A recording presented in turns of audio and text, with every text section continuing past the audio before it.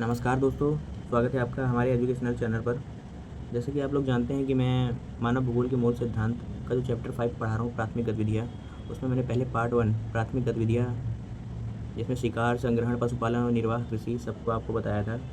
तो स्वागत है आपका हमारे एजुकेशनल चैनल पर। पिछले पार्ट में जो भी हमने पढ़ा था, उसका अगला पार्ट ये वाला होगा। आज हम उसी अध्याय की आगे पढ़ेंगे।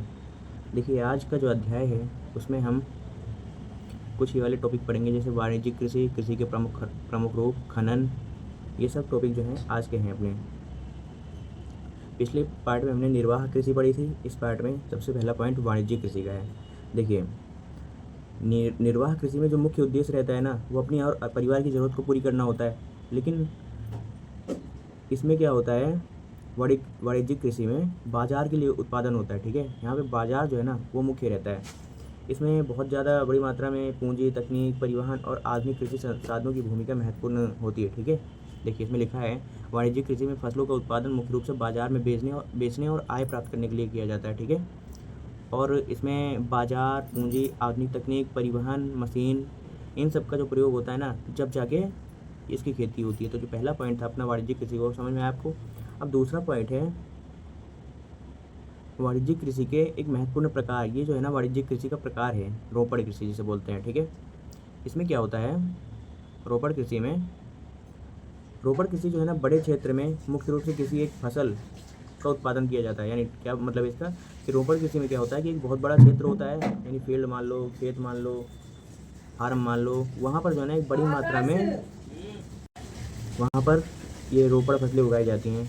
जैसे देखिए, इसमें रोपड़ फसलों में क्या होता है, चाय है, कॉफ़ी है, रबड़ है, कोको है। ये जो है ना जो बड़े क्षेत्र में खेती की जाती हैं, इनमें क्या होता है, एक जो फसल होती है ना, उस पर बहुत ज़्यादा अधिक मात्रा में जोर दिया जाता है। इसमें पूंजी और श्रम की जो है ना आवश्यकता बहुत ज़्यादा होती है। आधुनिक प्रबंधन और तकनीक का प्रयोग किया जाता है, पुरानी परंपरा वाली तकनीक नहीं। उत्पादन जो है ना बाजार और कई बार निर्यात से जुड़ा होता है। निर्यात मतलब कि दूसरे विदेशों में जाना। ठीक है, कई मामलों में प्रसंस्करण इकाइयाँ कृषि क्षेत्र के पास होती हैं। ठीक है, अगला पॉइंट क्या है आपका, वो है आपका अगला पॉइंट, विस्तृत वाणिज्यिक अनाज कृषि। इस पे बात करते हैं हम। इसमें जो है ना बड़े क्षेत्रों में अनाज की फसलें व्यावसायिक उद्देश्य से उगाई जाती हैं, यानी व्यापार करने के लिए उगाई जाती हैं। इसमें क्या होता है कि एक बहुत बड़ा आकार हो सकता है खेत का, और वहाँ पर मशीनों का उपयोग जो है ना अधिक से अधिक किया जाता है। उदाहरण के रूप में गेहूँ महत्वपूर्ण फसल है। ऐसे क्षेत्रों में क्या होता है कि जहाँ भूमि अधिक और जनसंख्या का घनत्व अपेक्षाकृत कम हो, वहाँ बड़े पैमाने पर मशीनों की मदद से जो है ना खेती करना संभव हो जाता है। यानी वहाँ पे भूमि तो बहुत ज़्यादा है, लेकिन जो लोग बसे हुए हैं ना वो थोड़े थोड़े कम हैं। खेती करने के लिए जो है बहुत ज़्यादा खेती करने के लिए बहुत सारे खेत रहते हैं, इसलिए वहाँ पर जो है विस्तृत वाणिज्यिक अनाज कृषि करी जाती है।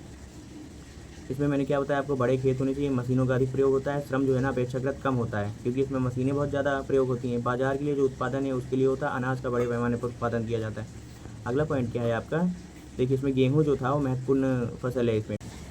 अब हम आते हैं, एक बहुत ही आसान टॉपिक है अपना, मिश्रित कृषि। इसमें क्या होता है कि देखिए, मिश्रित कृषि जो है ना नाम से ही पता चल रहा है कि हाँ भाई इसमें मिश्रित होगा सब कुछ, यानी दो या दो से अधिक चीज़ों का मिश्रण होगा। यहाँ पर किसान क्या होता है कि फसल को जो है ना उगाता है, उसके साथ साथ पशुपालन भी करता है। उदाहरण के लिए कोई किसान जो है ना गेहूँ उगा रहा है, तो उसके साथ साथ क्या कर रहा है, वो गाय भी पाल रहा है। तो फसल से जो प्राप्त अवशेष होते हैं ना, यानी चारा वगैरह, उसको जो है ना वो काम आ जाते हैं पशुओं में, और पशुओं से प्राप्त जो खाद होता है, गोबर वगैरह, वो किसमें काम आ जाता है, फसल में। तो इसमें जो है ना परीक्षा में याद रखना कि फसल और पशुपालन जिसमें करता है ना आदमी, तो वो क्या है, मिश्रित कृषि होती है। ठीक है, अगला पॉइंट क्या है आपका, डेयरी कृषि। डेयरी कृषि में क्या होता है कि इसका मुख्य उद्देश्य जो होता है ना वो दूध का उत्पादन होता है। इसमें पशुओं की जो अच्छी नस्ल होती है, ठीक है, उचित पशु आहार के साथ साथ स्वास्थ्य सुविधाओं का ध्यान रख के वैज्ञानिक प्रबंधन का ध्यान रख के जो खेती की जाती है, यानी दूध का उत्पादन किया जाता है, उसे हम क्या कहते हैं, डेयरी कृषि कहते हैं। इसलिए जो दूध जल्दी ख़राब होने वाला उत्पाद होता है, ठीक है, इसलिए डेयरी कृषि के लिए बाजार और परिवहन जो है ना बहुत ज़्यादा भाई महत्वपूर्ण रहता है। अगर किसान जो है ना दूध पैदा कर ले, लेकिन उसे बाजार तक समय पर पहुंच ना मिले तो समस्या होगी। इसलिए डेयरी कृषि का जो है ना दूध उत्पादन प्लस वैज्ञानिक पशुपालन और बाजार परिवहन का जो महत्व है ना वो बहुत ज़्यादा उसमें जो है ना उपयोगी है, क्योंकि अगर बाजार नहीं रहेगा तो भाई वो अपना माल कहाँ बेचेगा। अब अगला पॉइंट क्या है, भूमध्य सागरीय कृषि। भूमध्य सागरीय कृषि ये एक विशेष प्रकार की कृषि होती है। इसमें क्या होता है कि ये उन क्षेत्रों में पाई जाती है जहाँ पे भूमध्य सागरीय प्रकार की जलवायु पाई जाती है, ठीक है। प्रमुख उत्पादों में इसमें क्या होता है, अंगूर है, जैतून है, खट्टे फल हैं, गेहूँ हैं, सब्जियाँ हैं, ये जो है ना यहाँ पे ऐसी चीज़ें होती हैं। इसके अलावा जो गेहूँ और कुछ अन्य फसलें भी उगाई जाती हैं।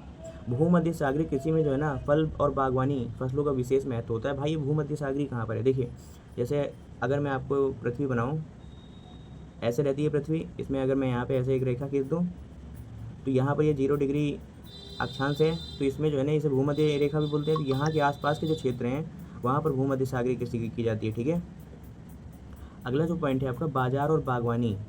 देखिए बाजार और बागवानी, बाजार यानी मार्केट, बागवानी यानी गार्डनिंग, बाजार बागवानी यानी मार्केट गार्डनिंग। तो मान लीजिए शहर में जो रहने वाले लोग हैं वो रोज़ ताज़ी सब्जियां खाते हैं भाई, तो ताज़ी सब्जियों के लिए जो दूर से लाते हैं ना उसमें परिवहन और समय दोनों लगता है, ठीक है। इसलिए शहरों और बड़े बाज़ारों के आसपास सब्जी और अन्य जल्दी ख़राब होने वाले जो उत्पाद होते हैं ना उनके लिए खेती की जाती है।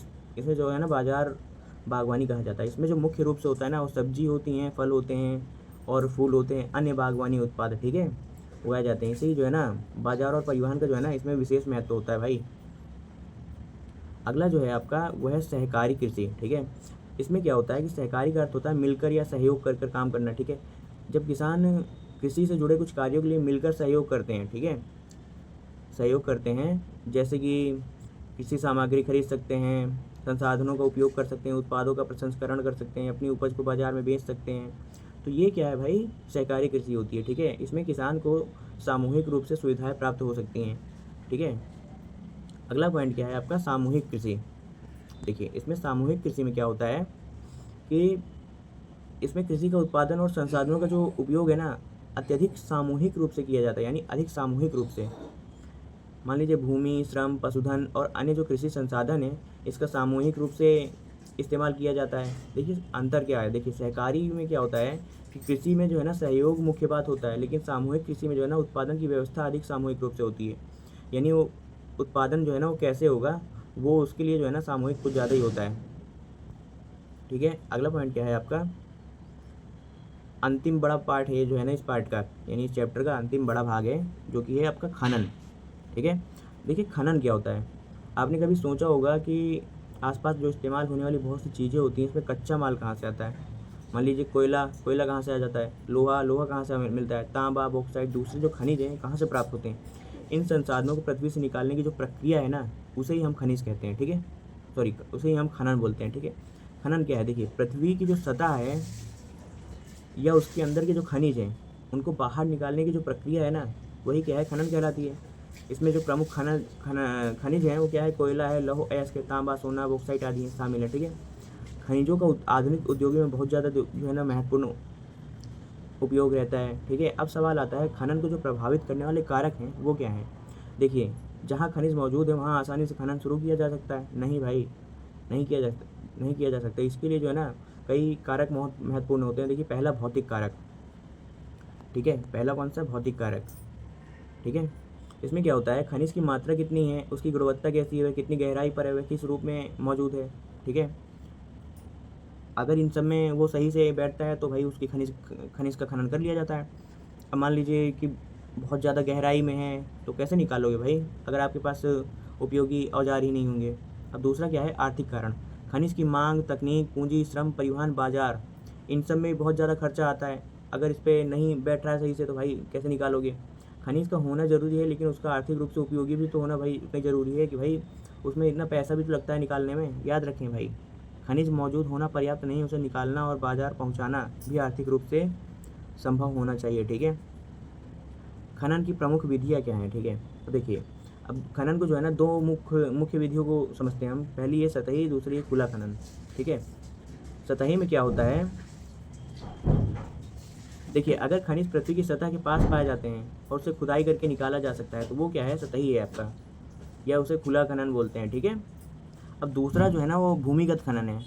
इसमें क्या होता है कि धरातल के काफ़ी नीचे होते हैं ये, तो भूमिगत खनन किया जाता है। देखिए इसमें सुरंगों और शाफ्ट आदि की सहायता से खनिज तक पहुंचा जाता है, ठीक है। इसकी विशेषताएं क्या होती हैं कि यह बहुत ज़्यादा गहराई में होता है, अधिक विशेष तकनीकों का उपयोग किया जाता है अधिक सुरक्षा की आवश्यकता होती है, लागत इसमें बहुत ज़्यादा लगती है क्योंकि नीचे जाना पड़ता है ना ज़मीन के।